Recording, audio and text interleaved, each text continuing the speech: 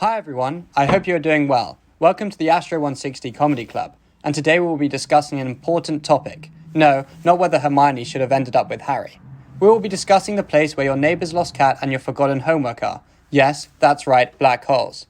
This should only take around 2.5 minutes, but remember, as we spoke about last video, time is relative, so I may go a little over. To understand black holes, we have to go to the beginning, even before black holes are born. Indeed, unlike Grandpa Eddie, black holes are not around forever. Okay, so in the beginning, God created black holes. Oops, wrong script. That was for Bible 110.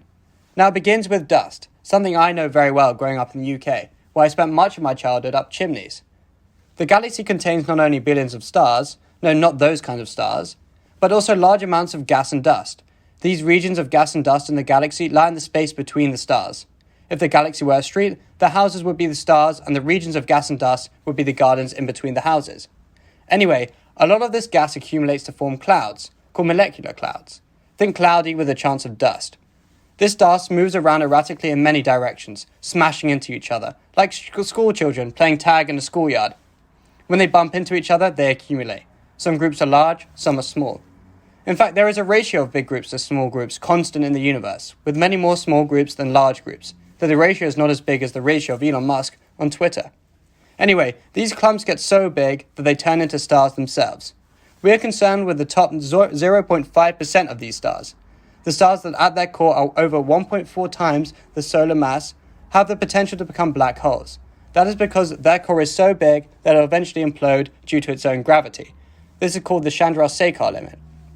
These bigger stars are large and blue, just like Uncle Ben on a cold day. They also have short lifetimes, also like Uncle Ben. Actually, they live around 10 to 100 million years, almost as long as one of Rabbi Cohen's speeches on the Sabbath.